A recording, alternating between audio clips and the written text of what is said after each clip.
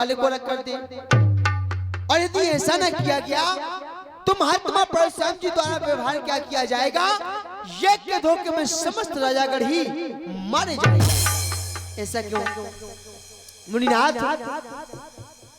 स्वामी, सुख का संवाद कभी दुख का कारण बन जाता है। मीठा और मधुर बोलने से ही तोता पिंजरे में आता है। जो ज्यादा मीठा होता है वो अपना ही नाश कराता है। देखो तो मीठे गन्ने को कोलू में पेड़ा जाता है। भाई ने मीठे वचन कहे तो तुम्हें क्रोध बढ़ आया है। सबसे पहले हम बोल उठे, इसलिए चोर ठहराया है। तो हाँ, अच्छे अपराधी हम ही सही, और हमने ही चाहे निचोड़ा है। को न है जो कुछ करे आप शिव धनुष हम ही ने तोड़ा है। क्योंकि बचपन में जो धनु ही तोड़ी तो कभी ना रिसियाए इतने। इस धनुगे में क्या लाल लगे जो स्वामी गरमाए थे। यही धन पर ममता के हेतु इस धनुष पर आपकी इतनी ममता है तो क्यों इसके हेतु में क्या है बाबा जी? हेतु जानना चाहता है। यही धन पर ममता के ही हेतु है? हेतु जानना चाहता है? अवश्य। हेतु जानना चाहता है तो हेतु ये है कि ये मेरे बाप का है। ये धनुष मेरे बाप का है, मेरे गुरु का है, मेरे भगवान का है। और जब कोई वस्तु किसी के बाप की होती है तो उसका अधिकार है पूछने का। दूसरी बात, तू इस सभा का मुखिया है, तू कोई सरपंच है या तू कोई राजा है जो तू बीच में पटर पटर पटर पटर बोलने लग गया है? संत वेदों का कथन यही क्या? मैंने जो घोषणा की उस घोषणा को तूने सुना नहीं है? कि वो राजा जिसने धनुष का खंडन किया है, यदि वो यहां पर है तो इस सभा से विलग हो जाए। तो ये राजाओं के लिए घोषणा की, ये राजाओं का समाज यहां देखता रहा, बैठा रहा और इस धनुष का खंडन होता रहा। ये शब्द मैंने इन राजाओं के लिए कहे, लेकिन तू राजा भी नहीं। फिर तू किस उद्देश्य से हमारा सामना करना चाहता है, हमारी बराबरी करना चाहता है? अरे है श्रुत वेदों का कथन यही है, दो पुरुषों के संभाषण में तीसरे पुरुष का काम है। हाँ, यदि वो तीसरा योग्य हो जो आकर दोनों को समझाए, चलता है जो गलत राह है उसे सच्चा मार्ग दिखलाए। फिर तू अपने गुरु से बढ़कर योग्य नहीं। या रामचंद्र है बोला, क्यों रे लक्ष्मण तू तीसरा किस कारण से बोला? मुनिनाथ, जो आपने घोषणा की राजाओं के लिए, लेकिन राजाओं के साथ साथ में आपके द्वारा ये भी कहा गया कि जिसने धनुष का खंडन किया है। अब मुनिनाथ, ये जरूरी नहीं कि राजा ने धनुष का खंडन किया हो सकता है किसी राजकुमार ने कर दिया हो। क्योंकि जो एक चुनौती थी, जो एक घोषणा थी, वो वीरों के लिए थी कि जो भी वीर हो वो धनुष का खंडन कर सकता है। तो किसी वीर ने की, किसी वीर के ही द्वारा धनुष का खंडन किया गया है। और मुनिनाथ, रही बोलने की बात, तो इस सभा के मध्य में आप उपस्थित नहीं थे जब ये स्वयंवर प्रगति पर था। क्योंकि इस भारी बड़े स्वयंवर में विदेह ने निर्वीर महिका डाली थी, तो उस समय अनेकों वीरों की मर्यादा मैंने पाई थी, जिसका खंडन किया जनक ने। अर्थात जिन वीरों की खंडना की तो जिसका खंडन किया जनक ने, तो मैंने उनका मंडन कर डाला। अर्थात मैंने उनका मान रखा, मौन निर्बत्ते विदेह, तब तो मैंने उत्तर दे डाला। हे महामुनि माननीय, जिसका मेरे द्वारा मंडन जब तक जीवित रहूं धरा पर तो होने ना दूंगा कभी कभी। और फिर दे रहे चुनौती हमें आप, तो वीरत्व भाव फिर से डोला, मर्दन करना कभी आप इस सिवा मत लक्ष्मण बोला।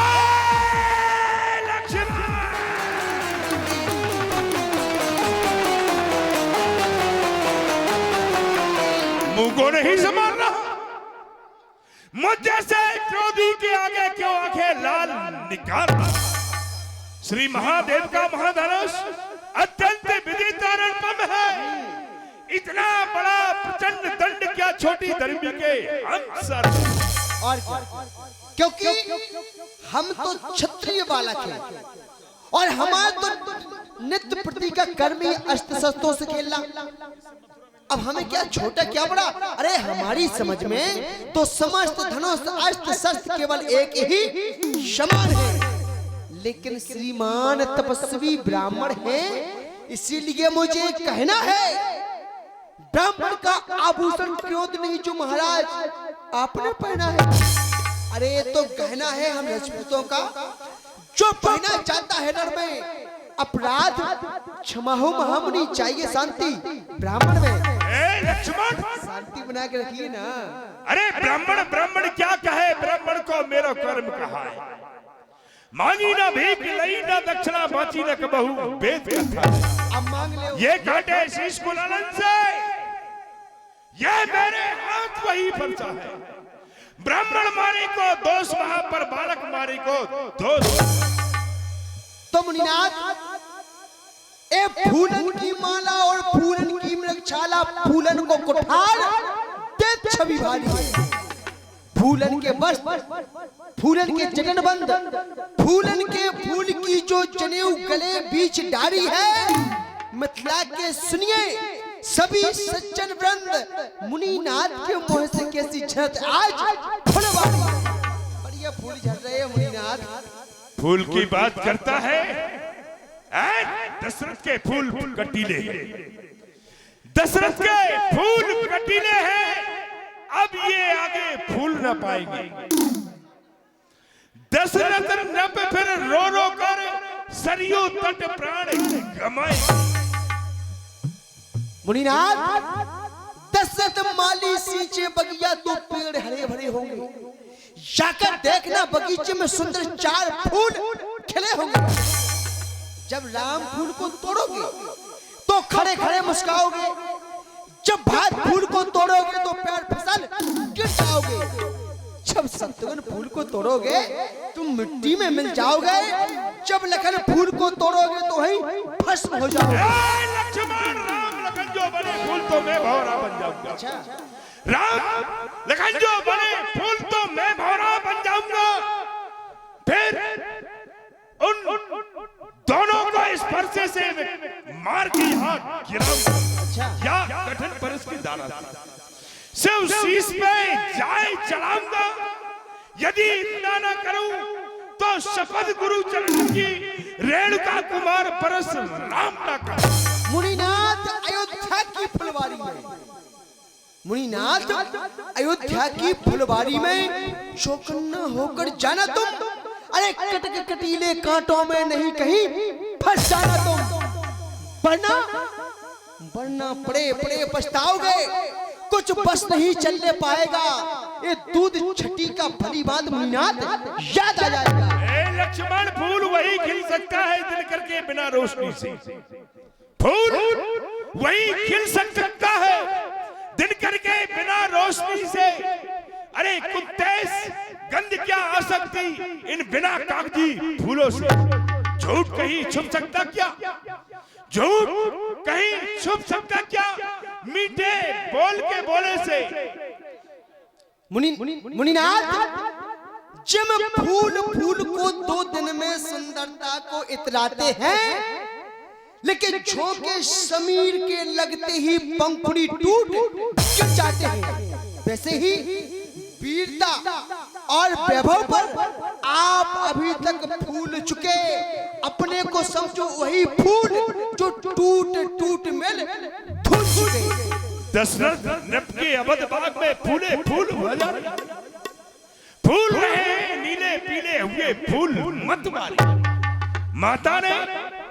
माता ने निज क्षीर पिला के बहु प्रकार से पाले, हम उसी फूल को तोड़ेंगे यहाँ पड़े जान के लाल। मुनिनाथ, हम 4 रंग के 4 फूल हैं, जिसमें से लाल लखन कहलाता है, श्वेत शत्रुघ्न, श्याम राम और भूरा भरत कहलाता है। इन 4 रंगीले फूलों से तुम सावधान होकर जाना भी तो कहीं भूल से इन फूलों से मत फट जाना, वरना भूला भिड़ते ही जाके तुम्हें भगा देगा। श्वेत शत्रुघ्न के भिड़ते ही धरती में तुम्हें मिला देगा। मुनिनाथ, श्याम फूल के भिड़ते ही जाता का असर जला देगा और लाल फूल के भिड़ते ही जीवन की साथ मिटा देगा। भुजाओं पर मेरी जो नहीं तुझ पर प्रहार किया है, प्यार से कुलाड़ा बना हुआ जो नहीं तेरा संघार किया। नहीं सवाल बालवत का, अब ये खुद ही मरना चाहता है। मत देना कोई दोष मुझे, ये फरसा इसे काट। मुनिनाथ, प्रभु श्री राम जी इस समय बैठे हुए हैं और बतला दें आपको कि हमारे प्रभु जी कैसे, आप इनको सीधा ना जानो कैसे हैं, हम बतलाते हैं। देखने में सीधे छबीले और रंगीले राम, आप देखेंगे तो बहुत ही सीधे दिखेंगे आपको। देखने में सीधे छबीले रंगीले राम, लेकिन शत्रु दलन के कठिन काट कटीले हैं। भरत और शत्रुघ्न की गिनती गिनावे कौन, तो अरुण श्रृंगार में निपट हटीले हैं। राम रंग के रंगीले, लखन हट के हटीले, दशरथ के छोना तो चारों ही चहले। बहादुरी की बात करता है।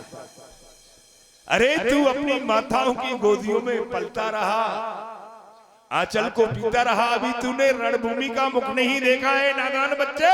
देख लिया है गुरुदेव की कृपा से। अरे बहुत उद्दंड, बहुत बड़ा मूर्ख है,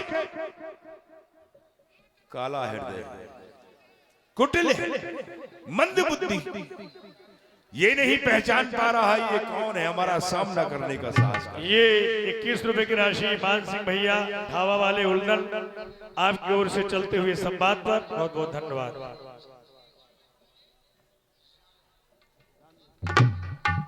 मैं देख रहा हूं एक छोटा सा बालक इस सभा के मध्य में हमारा सामना करने का प्रयास कर रहा है और इस सभा में सभी बात बैठे।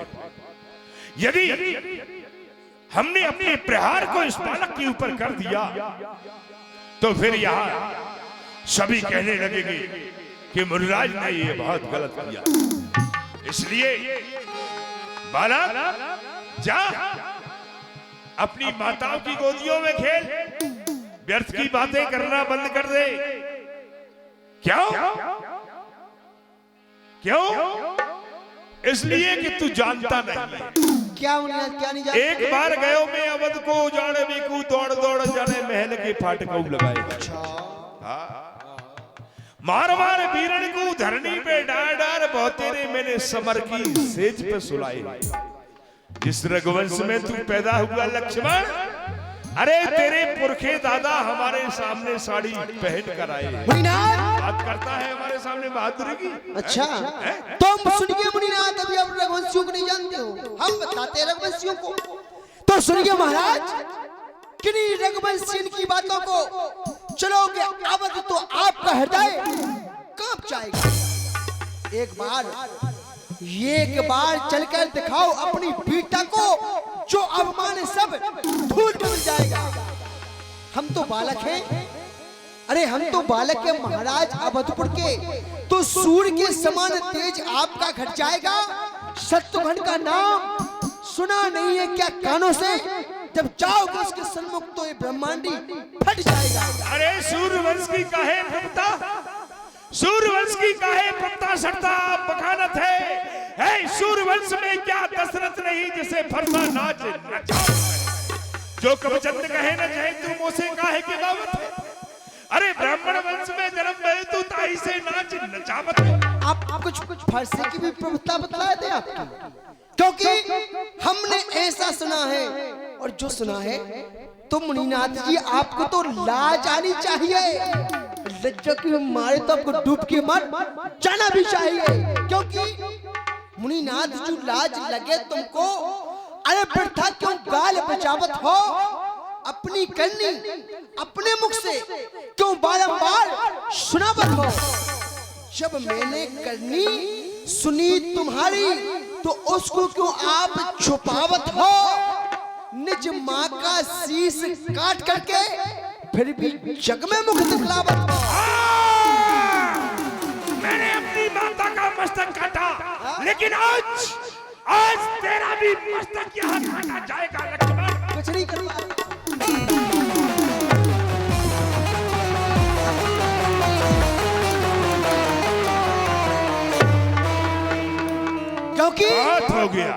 क्योंकि मुनिनाथ एक क्षत्रिय है, क्षत्रियों के बालक है, एक क्षत्राणी के छोना 36 वर्षों से जानो आप। पहले अगर छोड़ोगे तो फिर पीछे मजा पाओगे। ए लाल लाल नैना कर नाहक ना बजाओ गाल, छत्री के आगे नेक जीप न चलाओगे। कौन के भरोसे पर बार बार ललकार दे, उठाया धनुष तो तुम अभी दूर भाग जाओगे। कहे प्रभु ज्ञानी घेरो काल की निशानी, घर जाओ मुनिनाथ कहीं पर भीख मांग खाओगे। लक्ष्मण सुन लक्ष्मण, हम 2 दिन नहीं द्वार द्वार पे हाथ पसारे। अच्छा सुन लक्ष्मण, हम 2 दिन नहीं जो द्वार द्वार पे हाथ पसारे। अरे कोटक वीर हरे रणभूमि में छत्रन के सर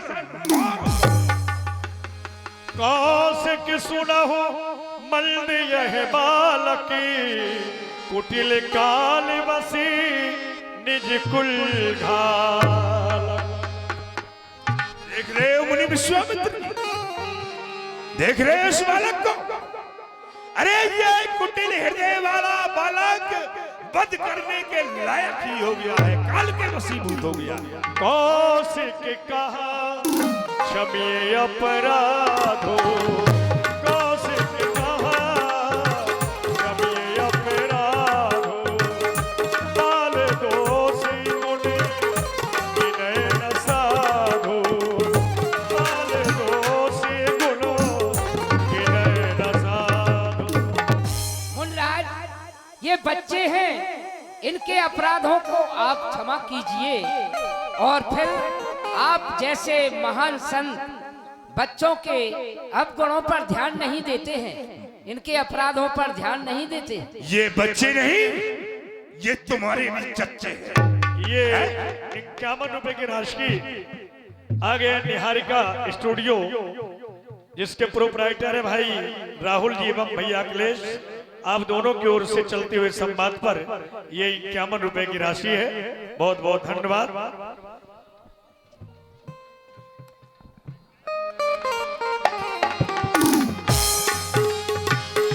नाथ करो बालक पर सोहो, सोध दूधे मुख करिए न को, सोध दूधे मुख करिए न को। हे प्रभु, लक्ष्मण बालक है, आप बालक के वचनों पर ध्यान ना दें, विचार करें। जो प्रभु प्रभाव कछु जाना, तो की बराबरी करत बयाना। अगर आपके प्रभाव को जरा भी जानता होता तो भला आपकी बराबरी ही क्यों करता। विचार करें। जो लड़का कछु अजगर करहि, गुरु पितु मातु मोद मन भरहि, गुरु पितु मातु। बालक यदि बचपन में कुछ अनुचित कार्य भी कर देता है तो गुरु माता पिता उस पर क्रोध नहीं करते, उनका हृदय तो प्रसन्नता से भर जाता है। निवेदन है आपसे, करिए कृपा, करिए कृपा,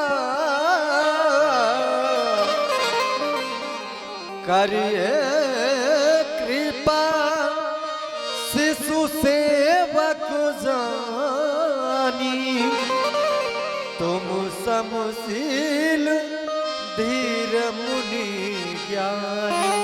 इसे अपना शिशु, अपना सेवक जानकर इस पर कृपा करें भगवान, क्रोध नहीं।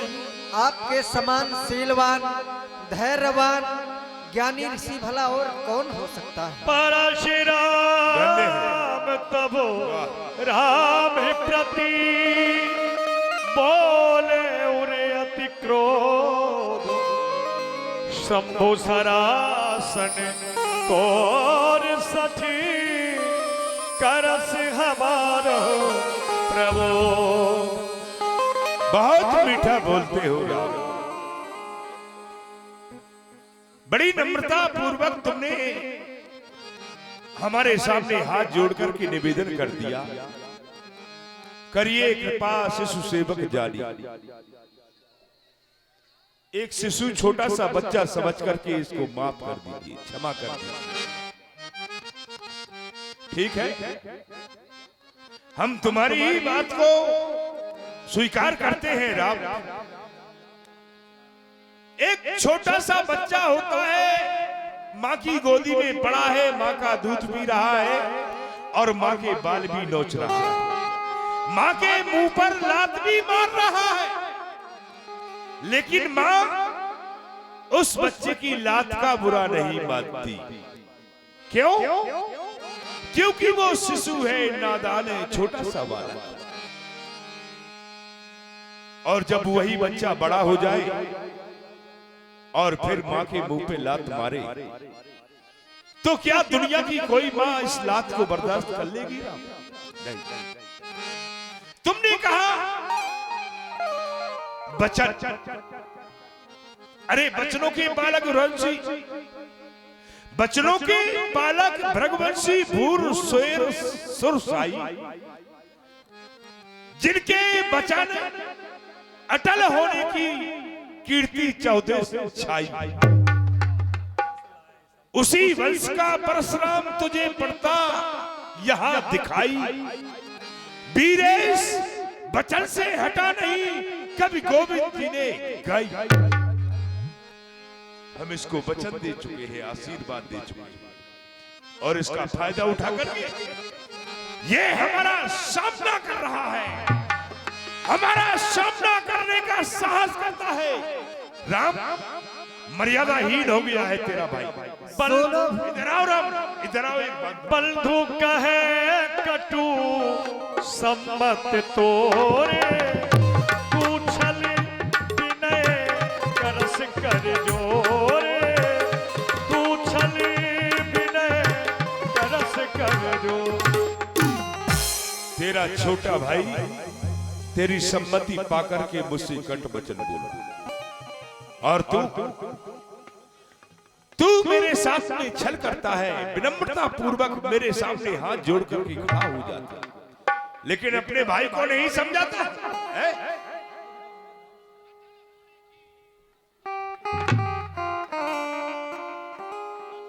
हे भगवान, आप सहज हैं, सुजान हैं, लक्ष्मण बालक हैं। बालक के वचनों पर आप ध्यान न दें। आपसे निवेदन है, ये मुनुवे सागर आपकी ओर से 51 रुपए की राशि है चलते हुए प्रसंग पर। माँ कालका आपकी ओर से ये 51 रुपए की राशि है, बहुत बहुत धन्यवाद। सोनभुनाथ तुम सहज सुजाना, बालक बचन करिय नहीं काना। पर रे बालक एक स्वभाव, नहीं न संत विदु सही काबू। तेहि नहीं कछु काज बिगाड़ा अपराधी मैं नाथ तुम्हारा अपराधी। अपराधी तो आपका मैं हूँ, कृपा को बध बंधव गोसाई मुँह पर करिए दास की नाई। मुझे अपना दास जानकर मुझ पर करें भगवान। अभी तक मैं इसी बात को सोच रहा था कि मेरे हाथों से कोई निर्दोष न मारा जाए, लेकिन अपराधी जब मेरे सन्मुख ही आ गया है तो जितने भी राजा यहां सुनो मेरी ललकार, अपराधी के वास्ते है कुठार की। तो मुनिनाथ, अपराधी है पता कौन है? फिर बोला अपराधी तो है आप, क्योंकि जब आपका आगमन नहीं हुआ था तो बड़ा ही शांति का वातावरण था, और आप जब से यहाँ पर आए हैं तो आपने तो शांति में अशांति मचा दी। तो मुनिनाथ, अपराधी अब कौन हुआ? अपराधी कौन हुआ? अरे अपराधी तो तुम हो साहब, जो उत्सव बिगाड़ने आए हो। भाई ने क्या दही पिलो डाला, आप तो उसमें से घी निकालने आए हो, क्योंकि ये धनुष विगत वर्षों से इस मिथिलापुर में था पड़ा हुआ, मिथिलेश्वर के कब्जे में था, बस उनकी ही संपदा हुआ। अब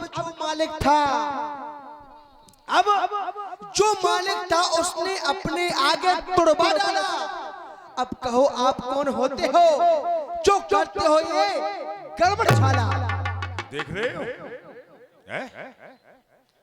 गड़बड़ जाला कर रहे हैं हम। हमारा ही धनुष टूट गया है, हम गड़बड़ जाला कर रहे हैं। और ये मरना ही चाहता है लगता है।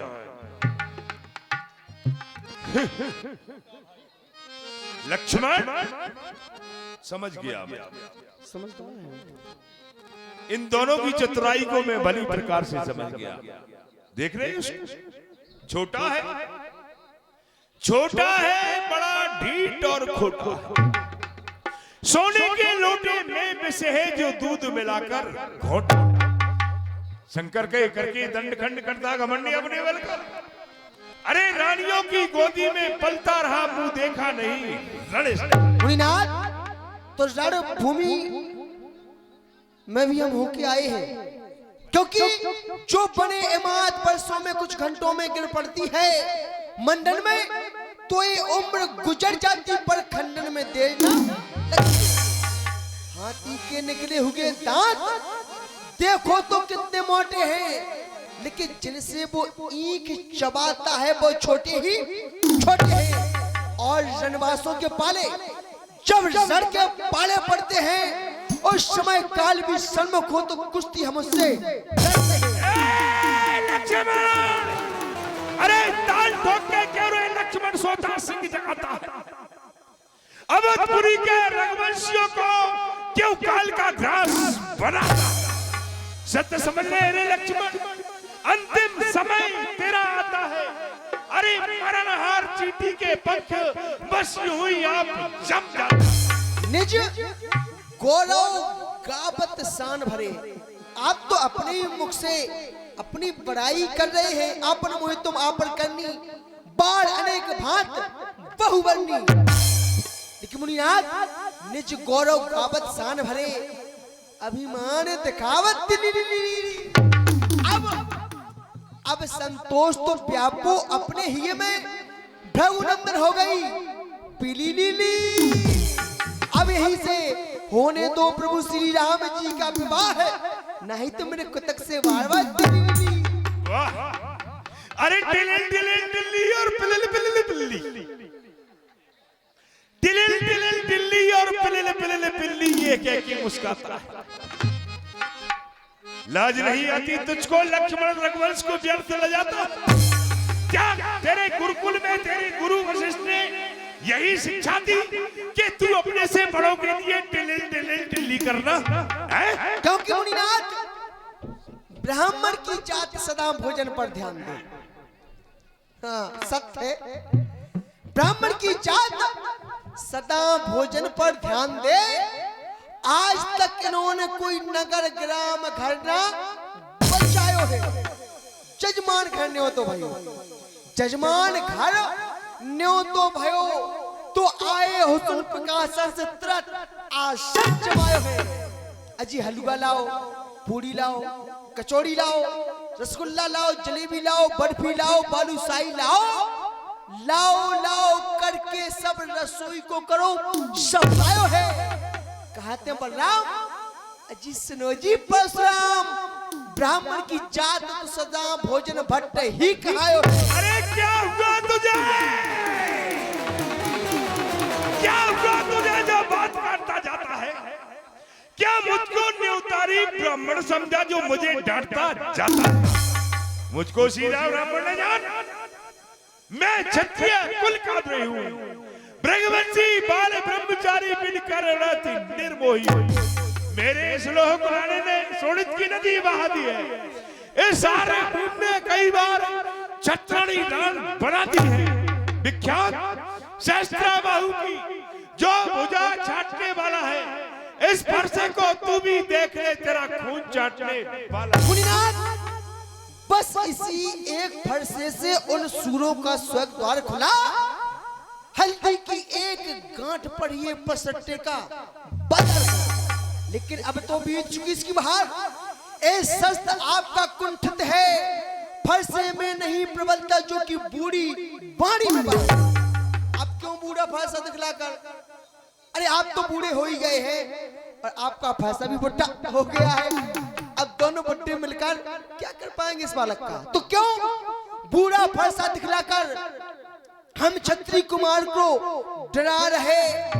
बलहार आप तो फूकों से उद्यांचल पर्वत उड़ा रहे, लेकिन हम उस माई के लाल नहीं जो एक हुए से डर पा जाए।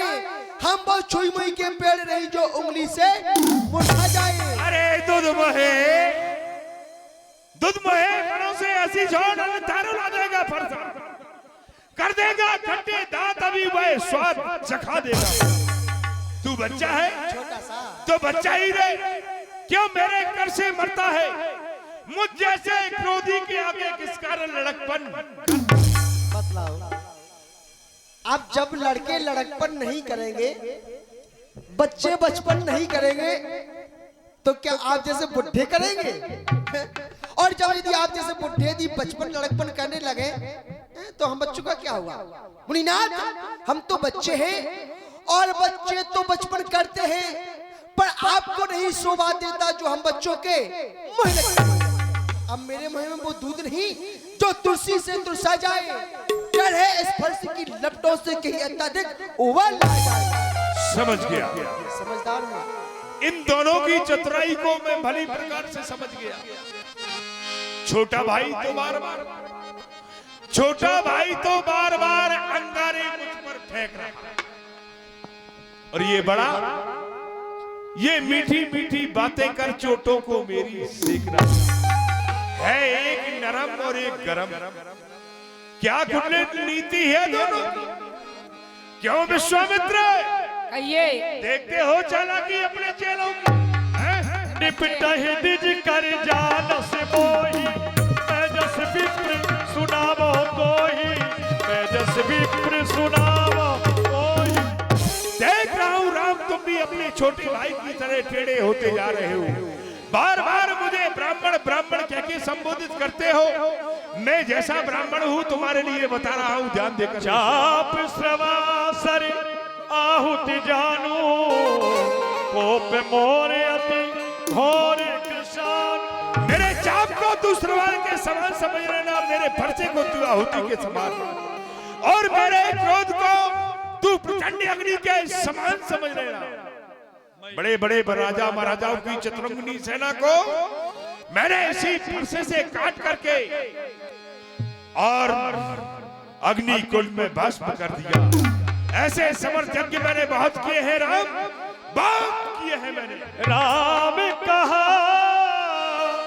मुनि कहे वो बिचारी, ऋषियति बड़ी लघु चूक हमार। आप जरा तो विचार कर बोले, इतना बड़ा अपराध नहीं है जितना आप क्रोध कर रहे हैं। अरे वह जीर्ण धनुष छूते ही टूट गया, छूते ही टूट। पिनाक पुराना मैं कही है तो करूं अभिमान, वह जीर्ण धनुष छूते ही टूट गया, मैं अभिमान करूं तो किस बात पर? अभिमान प्रशंसा रोष नहीं, अपना स्वभाव कहते हैं। अभिमान प्रशंसा रोष नहीं, अपना स्वभाव कहते हैं। हम जब बहुत छेड़ता है कोई तो मौन नहीं रहते हैं। रकुल का रक्त चुनौती में रणमध्य खौलने लगता है तो महाकाल भी सन्मुख हो उससे भी भिड़ना पड़ता। इसलिए न फरसा दिखलाओ, इससे हम कभी न डरते हैं। इसलिए न फरसा दिखलाओ, इससे हम कभी न डरते हैं। लेकिन हाँ, एक शस्त्र दुर्धर पर है जिसका हम आदर करते हैं।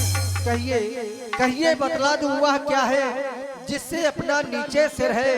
भृगुवर निहारिए नीचे को, वह इन चरणों की कोमल है। पर हम सदा रहते हैं भयभीत, इनमें ही वो शक्ति है जो ले त्रिभुवन को जीत, ले त्रिभुवन को जीत। सोने मृदु गूढ़ बचन रघुपति के, उधरे पटल परस धरे मत के। ये क्या अपने राम हृदय में बहुत पुराना चिन्ह दिखा है। एक बार मेरे बाबा भृगु भगवान नारायण के पास में गए थे। भगवान नारायण ने मेरे बाबा भृगु का आदर सम्मान नहीं किया, क्योंकि ब्राह्मण को सबसे प्रिय होता है आदर और सम्मान। मेरे बाबा भृगु को क्रोध आ गया। क्रोध के आवेश में आकर के चरण का प्रहार विष्णु भगवान के वक्ष स्थल पे किया, और आज उसी चरण चिन्ह को श्री राम अपने हृदय में दिखा रहे हैं, अर्थात विष्णु का अवतार हो गया। राम रमापति कर धन ले हे चहु चापी मिटे सर दे हे चहु चापी मिटे सर दे। यदि तुम वास्तव में रमा के पति राम हो तो इस धनुष की प्रतंजिया को अपने कानों के समीप खींच के दिखाओ, तब मुझे विश्वास होगा। देती चापिया पही चढ़ी गयो, परशुराम मन विस्मय भयो। जय रघुवंशी बनज बन भानु, कहने दनुज कुल कहने कृषानु, कहने दनुज कुल कहने कृषानु। सूर्यवंश के भूषण, सूर्य कुल को उजागर करने वाले, संत ऋषि मुनि महात्माओं को सुख देने वाले, दुष्टों के समूह का विनाश करने वाले, आपकी जय हो जय हो जय हो। अर्चित बहुत कहु अज्ञाता, क्षमौ क्षमा मंदिर दो भ्राता। क्रोध के आवेश में आकर के मैंने आपसे बहुत दुर्वचन कहे, प्रभु आप मुझे क्षमा करें।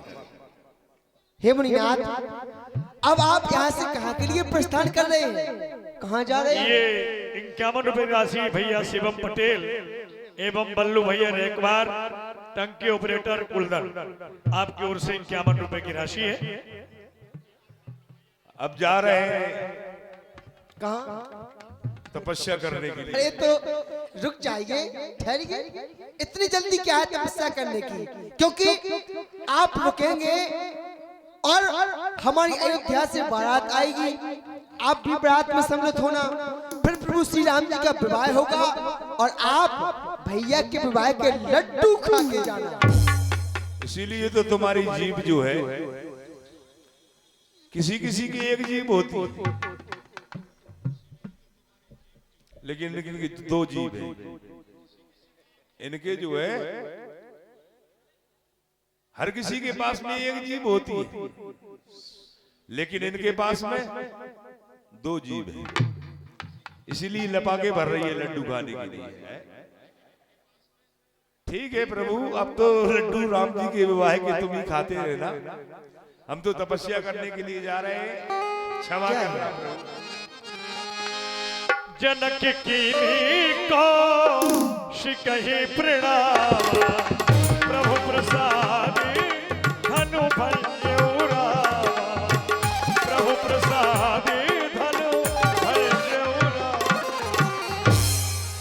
मैं आपके लिए प्रणाम करता हूँ। कल्याण हो राजन, कल्याण हो तुम्हारा। प्रण के अनुसार बेटा राम ने धनुष का खंडन तो कर दिया और पुत्री सीता का विवाह भी हो चुका है, क्योंकि जो मेरा प्रण था वो पूर्ण हो गया।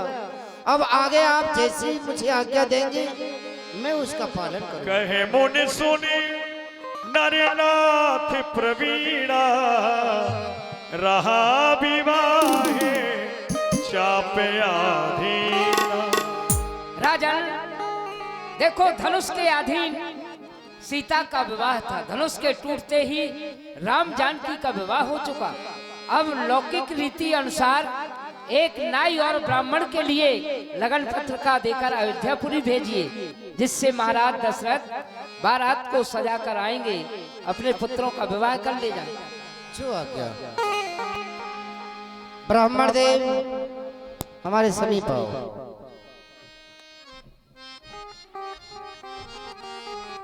मैं आपके लिए प्रणाम करता हूं। प्रसन्न रहो राजन, कहिए हे ब्राह्मण देव, क्या क्या है? ये लगन पत्रिका ले जाओ और अयोध्यापुरी में जाकर महाराज दशरथ को ये लगन पत्रिका दे देना। बहुत अच्छा। उनसे कहना कि लौकिक रीति के अनुसार आए, बारात सजाकर और यहाँ से विधि पूर्वक विवाह कर पुत्री सीता को विदा करके ले जाए। बहुत अच्छा राजन। तुम्हारे साथ में नाई को भी बुला लेना। जय मंगला, ओ जय मंगला।